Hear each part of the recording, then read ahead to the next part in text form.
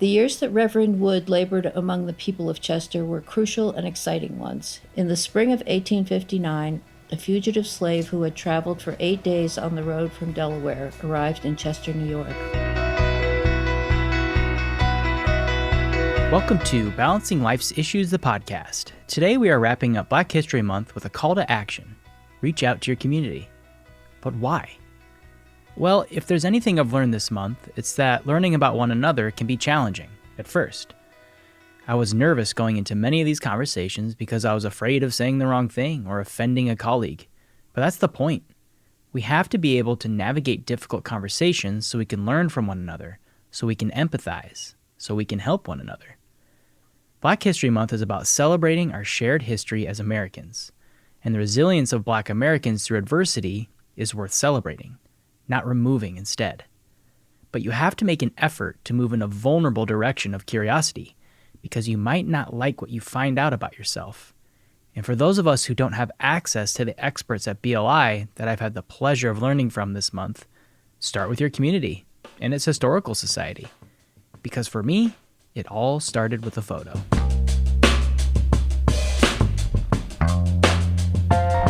When my wife and I moved to Chester, New York in the summer of 2020, we never thought that almost 4 years later, we would own the home we were renting and have an 8-month-old who literally learned how to crawl last night.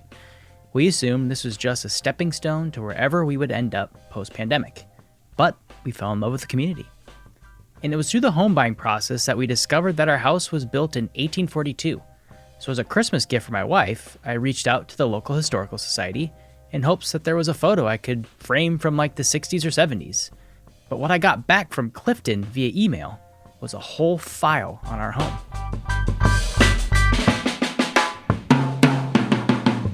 So I see a bunch of children, and it looks like this is from a long time ago. That's Greg, multimedia specialist at Balancing Life's Issues, describing this photo of our home from the 1840s when it used to be a school. Right. This is probably like the entire elementary school. Yeah, of the town, like, right? And it's like not that many. It's probably like 20 children. Yeah. And it's girls and boys. A lot of white children, but it does look like there are two.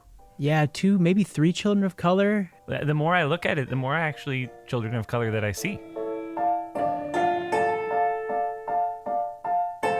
In New York State, where we live, slavery was not abolished until March 31st, 1817, setting July 4th, 1827 as the date of final emancipation and making New York the first state to pass a law for the total abolition of legal slavery.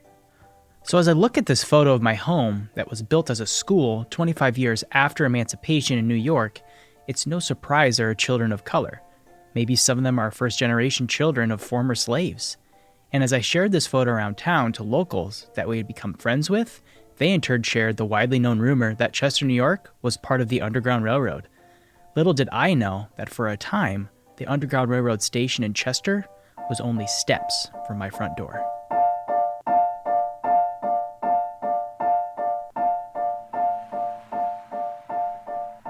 Hi, Clifton. Hey, how you doing? Good, how are you? Good, good. Leslie Smith?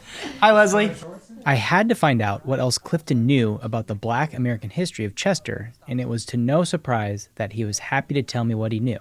So I met him at his house. So is this the Historical Society? And you know you're in the right place when you think you're at the Chester Historical Society, but you're actually at the historian's home. Well, my name's Cliff Patrick. I'm the Town of Chester historian, and I was appointed in 2003. And his wife and clearly partner in crime, Leslie Smith, and I was president of the Chester Historical Society, I'm going to say 1994 and 1995.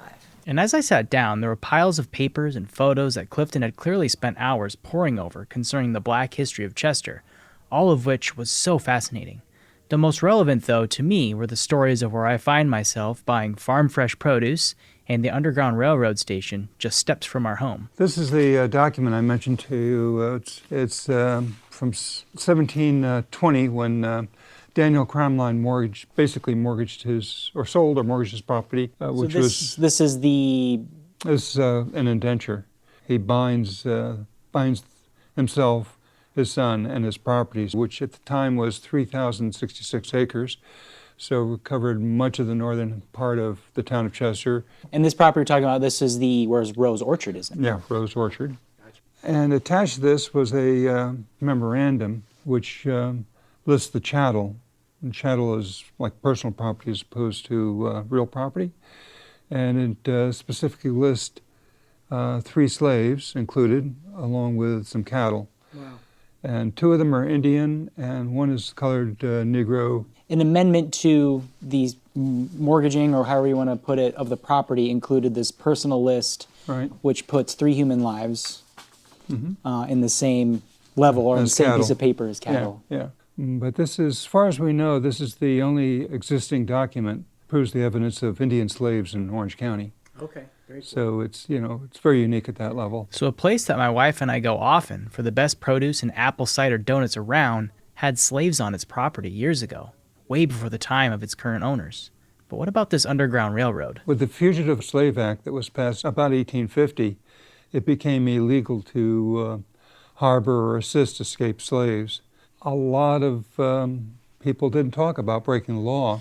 Right, you wouldn't want to write down what you were doing illegally at that time. So I guess there's probably not much documented in that way.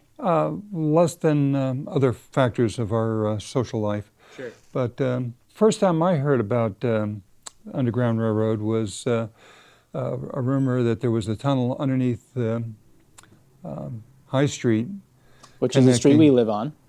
Connecting what's now known as 15 High Street with the house across the street. I heard stories, actually one from Bill Derlin, who died a few years ago, but he, as a child, he said that there was a time he was a kid, there were all these little like hidey places in the house. Like Oh, next fun for a kid, but little did he yeah. know. Yeah, behind the closets. So this would be, okay, yeah, I see, I know, I recognize the pillars. So this is the home Across the street. across the street. During the 1850s, it was the home of it was the parsonage for the Chester Presbyterian Church. Pastor at that time was James Wood, I believe, Reverend James Wood. Yep. Yep. And Now, well- this is Helen Predmore's history of the Presbyterian Church. Oh, okay, got it. The years that Reverend Wood labored among the people of Chester were crucial and exciting ones. In the spring of 1859, a fugitive slave who had traveled for 8 days on the road from Delaware arrived in Chester, New York. According to the fugitive slave law, the people of Chester were duty-bound to take him into custody and surrender him to federal authorities to be returned to his master. However, a collection was taken for him. He was given a ticket on the Erie Railroad and sent on to Elmira, New York, where he was much farther on his journey to Canada. The curiosity and conjecture resulting from this incident in Chester was, all unknown to the unsuspecting public, very close to a very important station of the Underground Railroad, the terminus of a line running from Philadelphia through New Jersey and across the town of Warwick to Walton Lake and to Chester, New York. From Chester, 2 lines continued northward. The station in Chester was the Presbyterian parsonage, and the station master was the Reverend James W. Wood.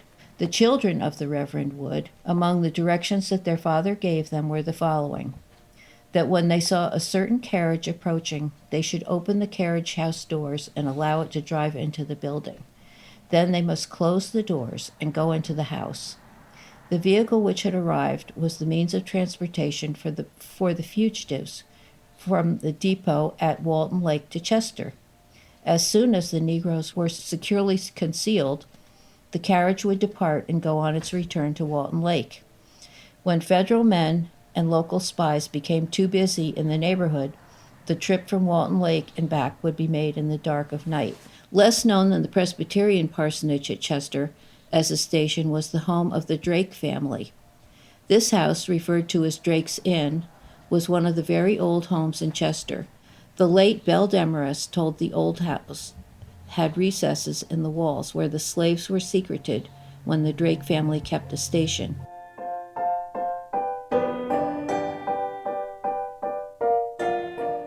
You know, just as a historian, and maybe we'll leave it here. Like, what do you feel is the importance of like educating ourselves on these kinds of stories in our communities? Well, if you listen to the news, you tend to get little snippets and headlines, but the human condition, I think, is much more involved and complicated than just the headlines. There is so much prejudice, but what is needed is education, Right. so that even if you don't agree with a lot of things, at least you know where people are coming from and you know the reason. I think it's a shame when people don't have their minds open to listening to the other side, because separating it from the hyperbole is Sure, of the hard course. part. Yeah, that does seem like the challenge right now. And reach out to your local historian. Sure. See if they're willing to hang out and chat. That was pretty easy. I sent you one email and one phone call, and now I'm sitting in your home, and you're just dropping all this on us. So. And it was at the end of our conversation that Leslie brought the work we do at BLI full circle.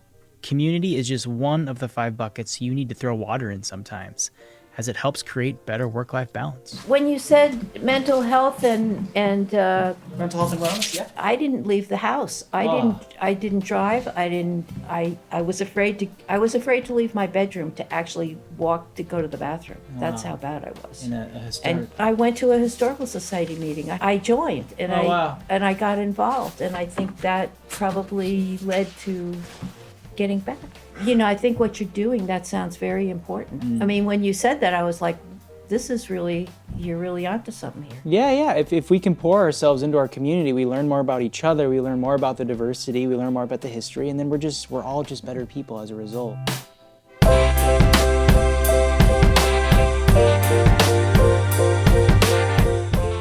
Big thank you to Clifton and Leslie of the Chester Historical Society, and to all of the BLI trainers that helped produce content for us as we celebrated Black History Month. It's up to you to make an investment in your community today, and who knows, maybe you'll run into a couple just like Clifton and Leslie. Until next time, everyone, take care.